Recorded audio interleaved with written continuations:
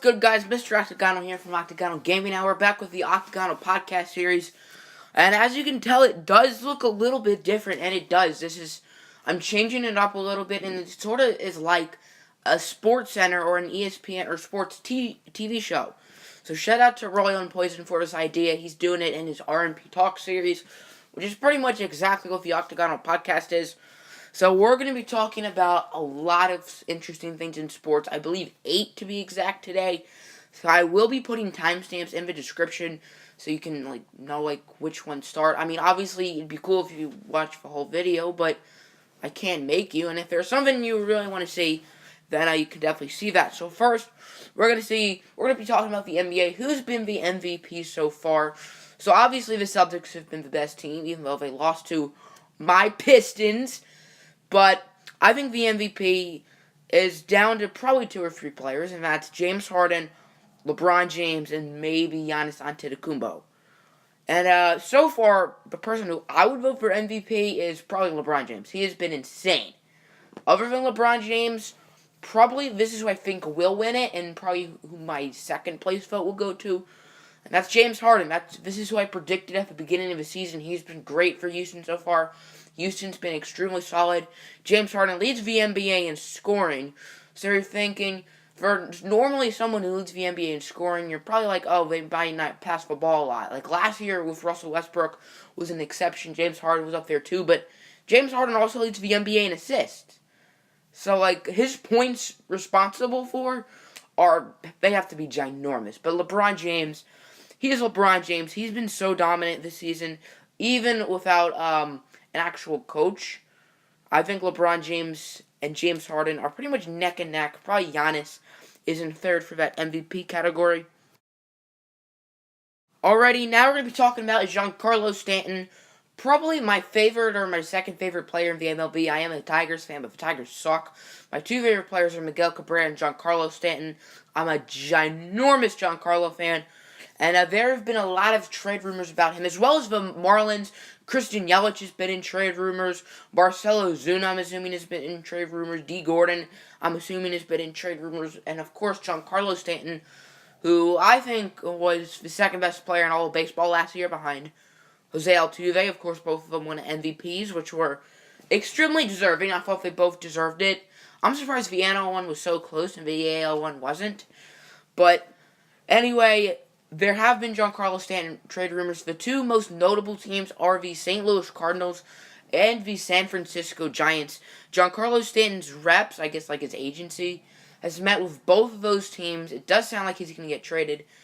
I mean, what about the Colorado Rockies? They made the playoffs. They lost in the wild card round, and they have the hitter's park, and Stanton's the best hitter in all of baseball when he's healthy, because he hasn't really played a whole healthy season other than this season, and he was great. Honestly, out of the Giants and Cardinals, I could see him going to the Cardinals. The Cardinals did just trade away an asset, which I could have seen in this trade, which we're going to be talking about next with Aledmys Diaz. But the Cardinals, I do not know a lot of Cardinals prospects. I think both teams could do it. The Giants do have the number 2 pick. I know us and the Giants have the same record. I think we have the first pick, so that's cool.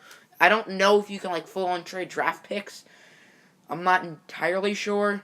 If so, that would probably be in the trade, but I'm not sure if that's how it works. They're also, I don't know if Shohei Ohtani's been in rumors for the Cardinals and Giants.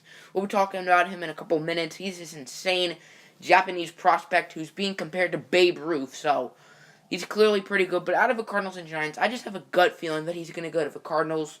I know I have some Cardinals fans watching, so if I was a Cardinals fan, I'd be pretty excited.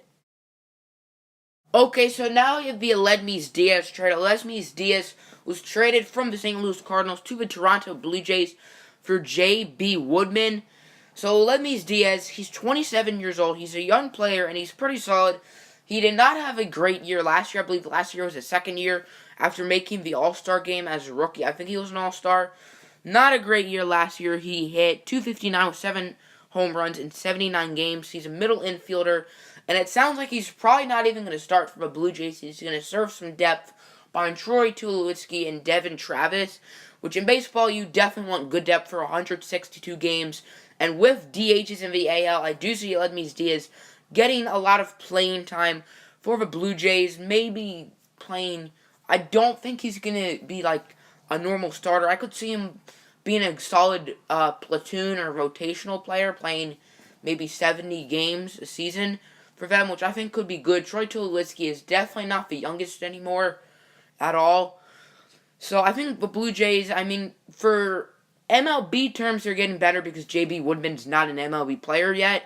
So J.B. Woodman is who the Cardinals are getting. He is a 23-year-old prospect. He was Toronto's second-round pick in 2016 out of the University of Mississippi, or Ole Miss, which we're actually going to be talking about Ole Miss very, very shortly.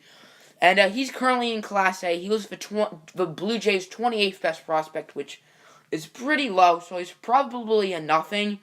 So the Blue Jays probably win this trade.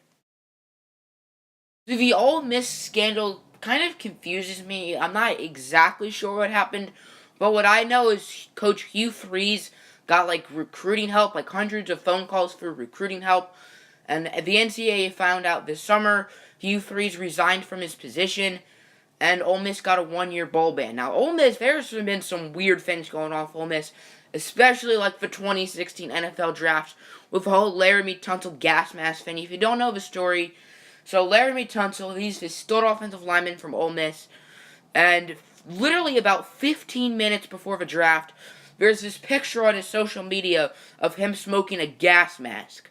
Now, it might have been hacked, it might not have been hacked. I don't know I don't know why Laramie Tunsil would do that. I think no one would do that, so I doubt Laramie Tunsil did it, because no logical person would do that. He was supposed to be a top 5 pick. He fell to pick 13 from the Miami Dolphins, which lost him millions and millions of dollars. But Ole Miss, they just got even more punished last night. They had a 1-year bowl ban, but now they're going to be banned for a second year, which is going to be next year from a bowl. They were 6-6 this year, so they would have played in a bowl, but they're not. I'm surprised they didn't do worse with all this drama, with a new coach and all this stuff. No Chad Kelly, not that is as important as this.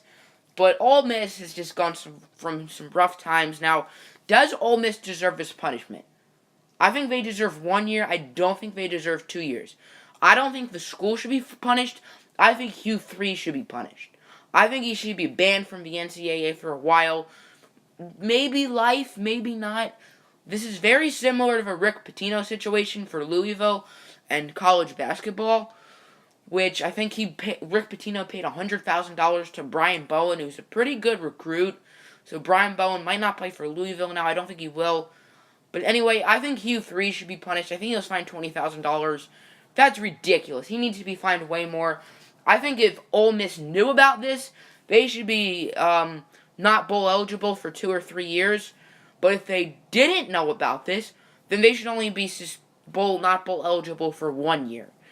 Now, there have been plenty of teams the past 5-6 years, plenty of very good teams who have had scandals where they've not been bowl eligible, like Penn State, Ohio State, USC. They've all recently not been bowl eligible. So the Yankees have now hired their new manager, and it is Aaron Boone, who used to play for the Yankees. He had a clutch home run, I think, in like the ALCS in like 2003 or something. I'm not entirely sure. That's what I read on ESPN, but he has no managerial experience, but he knows the Yankees culture since he used to play there. He knows what it's like to be a Yankee. And now he's the manager, and if for the Yankees to have a successful offseason, they need to fry a big fish, whether that's trade for Giancarlo Stanton, which there haven't really been any Giancarlo Stanton to the Yankees rumors. But the big one is Shohei Ohtani, who I mentioned a couple minutes ago. Shohei Ohtani is this Japanese prospect. He will be coming over this year to play in America, and he is great. He can pitch over 100 miles per hour. He can hit bombs. He's being compared to Babe Ruth. And the Yankees, of course, are one of the teams being rumored to get him because they're the Yankees. Obviously, they're going to try to get him. And I could see Shohei Ohtani going to a big market like the Yankees. Of course, Babe Ruth played for the Yankees like 100 years ago. And now it's Shohei Ohtani's turn. So, Aaron Boone, he does not have any managerial experience, but this team was 1 win away from making it to the World Series. They're an extremely talented team. Aaron Judge is a phenomenal player, and I think the Yankees have a bright future. Now, will Blake Griffin and DeAndre Jordan ever play a minute in the NBA together again? Blake Griffin's hurt and out for 2 months, and there are a lot of DeAndre Jordan trade rumors, which is really what we're going to focus on. I thought during the offseason the Clippers were idiots for re-signing Blake Griffin. I thought they should just rebuild. I don't think Blake can lead a team to a championship. I just think he's overrated. I don't think he's that. I think he's a good player, but I don't think he can lead a team. I think he can be a decent second option on a contender, but not a championship-worthy team. And DeAndre Jordan, there are a lot of trade rumors. He will be a free agent at the end of the season. And I thought they should have traded him in the offseason and let Blake go. But the Clippers are dumb. So the biggest DeAndre Jordan trade rumor is to the Cavs, and Tristan Thompson is probably the biggest name going over to the Clippers. Probably going to be pretty much that. Maybe some other small players or second-round picks will be involved in the trade. But I think the main thing is going to be DeAndre Jordan for Tristan Thompson. And obviously, DeAndre Jordan is a better player than Tristan Thompson. So for this year, the Cavs win. But DeAndre Jordan is a free agent, and the Cavs have a lot of players who are free agents. LeBron James has an option, and he's probably going to go. Isaiah Thomas is a free agent. Now DeAndre Jordan is going to be a free agent. So the Cavs, I think it would benefit them this year, but not long term. Because I think Tristan Thompson's younger anyway, and DeAndre Jordan only has one more year on his contract. But for this year, of course, this is a good trade for them. Clippers, I think they easily win. Tristan Thompson's younger, and I think the big thing is they get worse this year, which is exactly what they should want. They should want a high pick. And the other teams involved in the trade rumors are Bucks, Raptors, Wizards, and Timberwolves. All of them make sense because they could use a stud big man. Maybe the Raptors don't because Jonas Valanciunas and Serge Ibaka are good, but I could see like Jonas Valanciunas going to the Clippers. Like, pretty much that, sort of like Tristan Thompson and the Cavs rumors. Those other teams, they don't really have a stud center. I mean, Marcin Gortat on Washington, he's a good player, but he's not a starting center on, like, a championship-caliber team. So the coaching carousel in college football is really heating up. Tennessee was going to hire Greg Schiano, but didn't because of protests. I think he was involved in the Jerry Sandusky Penn State thing, which we just mentioned a couple minutes ago. Jimbo Fisher, the former Florida State coach, he's going to Texas A&M. That's a pretty good hiring for Texas A&M. He's an extremely solid coach and can lead teams to championships. He did when Jameis was a freshman, the Heisman Jameis. But the one I really want to talk about is Chip Kelly going to UCLA. Now, I'm a big Oregon Ducks fan, and Chip Kelly sucked in the NFL. He sucked. He's a phenomenal college coach, though. UCLA got themselves a stud. As an Oregon fan, I'm scared since UCLA is in the Pac-12. Chip Kelly is a phenomenal college coach. He knows what he's doing for a college team. And I think UCLA got themselves a great, great coach in Chip Kelly. And UCLA is going to be pretty scary even without Josh Rosen. Last but not least, college football conference championships are today. Well, yesterday, USC and Stanford played in the Pac-12 championship. USC won in a pretty close game, 31-28. But for the college football playoff, that does not matter since no one in the Pac-12 is making the playoff. But all these other games could have playoff implications. Of course, the SEC won Auburn and Georgia. I think Georgia's going to win. Big 12, Oklahoma, TCU, I'm going to pick Oklahoma. ACC, Clemson, Miami, I'm picking Miami. Big 10, Wisconsin and Ohio State, I'm picking Ohio State, so no Wisconsin. Mountain West, I'm not too concerned about. And American Athletic Conference, I'm going to pick Memphis over UCF. UCF won't be undefeated. And the American Athletic Conference playoff chances will be out the window. And I think the final playoff will be Clemson, Oklahoma, Georgia, and Alabama. So tell me what you think in the comments below. Selection Sunday is tomorrow, which is when they choose who's going to make the playoff. So tell me what you think of this new style as well. I'm out. Peace. I traded them my truths for some robbers. Playing Batman,